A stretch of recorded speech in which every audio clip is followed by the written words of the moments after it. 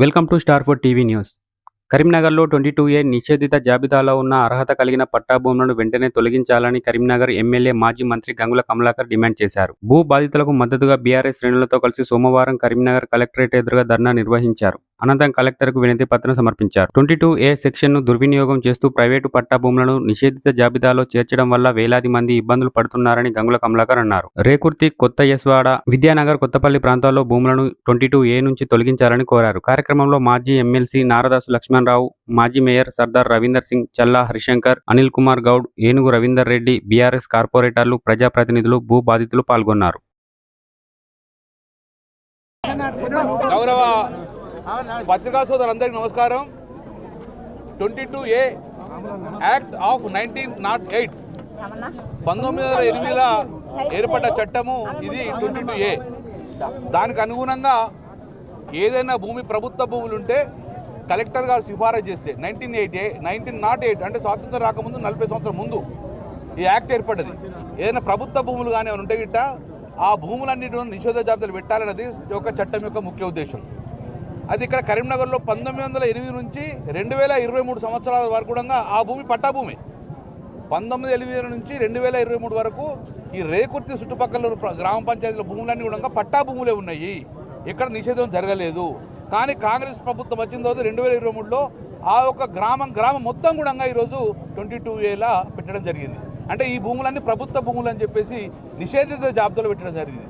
ఆ రేకుర్తిలో ఉన్న ఒక్క గుంట భూమి కూడా ఇప్పుడు ప్రైవేట్ భూమి కాదంటున్నారు, ప్రభుత్వ భూమి అంటున్నారు.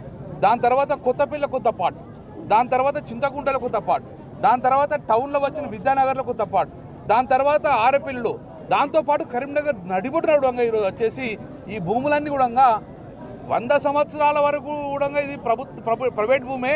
కానీ మేము వచ్చినాం కాబట్టి ఇది ప్రభుత్వ భూమి అని చెప్పేసి అన్నీ కూడా సుమారు 650 ఎకరాల భూమి, 650 ఎకరాల భూమిలో సుమారు 10,000 మంది బాధితులను అందరినీ కూడా ఈరోజు 22Aలో నిషేధం చేయడం జరిగింది.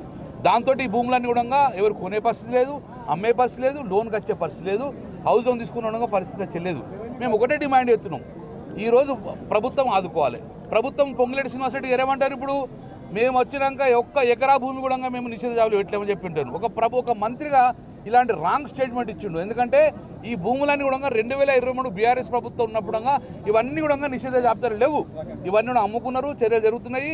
ప్రతి ఒక్కరికి కూడా పర్మిషన్ ఉంది, ప్రతి ఒక్కరికి ఇళ్ళ పర్మిషన్ ఉంది, పట్టా ఉన్నది. 20 సంవత్సరాల నుండి రేకుర్తిలో పెట్టుకొని ఉన్నాము.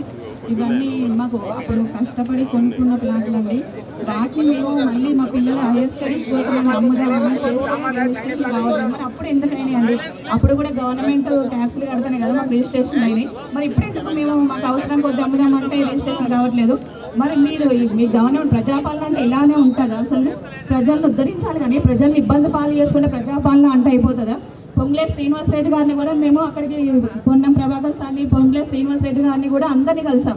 మంత్రుల నుంచి అందరు చూడి తిరుగుతున్నాం, కానీ ఎవరు రెస్పాన్స్ కావట్లేదు.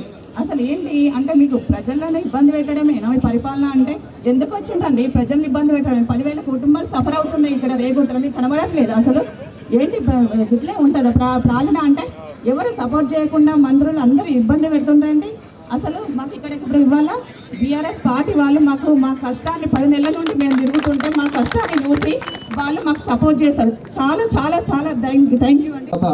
మా రేకుర్తి భూముల మీద గత జూలైలో 150 ఎకరాలు 4 డివిజన్లు పెట్టు 150 ఎకరాల భూమిని 150 సర్వే నెంబర్లు 800 ఎకరాల భూమిని దాదాపు 10,000 కుటుంబాల మీద ఈ యొక్క 22 అనే గుదిబండను వేశారు.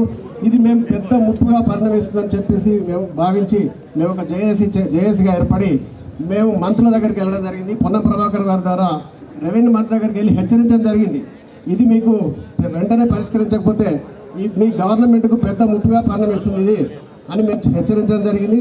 ప్రతి జిల్లా కలెక్టర్ పలుమార్లు దాదాపు ప్రతి వారం మేము వచ్చి వినతి పత్రం ఇచ్చి వారిని కూడా హెచ్చరించడం జరిగింది. వెంటనే క్లియర్ చేయమని చెప్పి మేము కోరడం జరిగింది. కానీ సంవత్సరం పాటు మమ్మల్ని తిప్పి ఇది వాళ్ళ గవర్నమెంట్కే పెద్ద ముప్పుగా పరిణమించే పరిస్థితి ఏర్పడింది.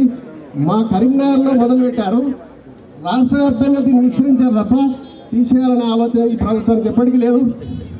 మాది జూలైలో పెట్టారు, డిసెంబర్ నుంచి లక్షలాది ఎకరాలు పెట్టారు. అంటే వాళ్ళకు తీసేసే ఉద్దేశం లేదు.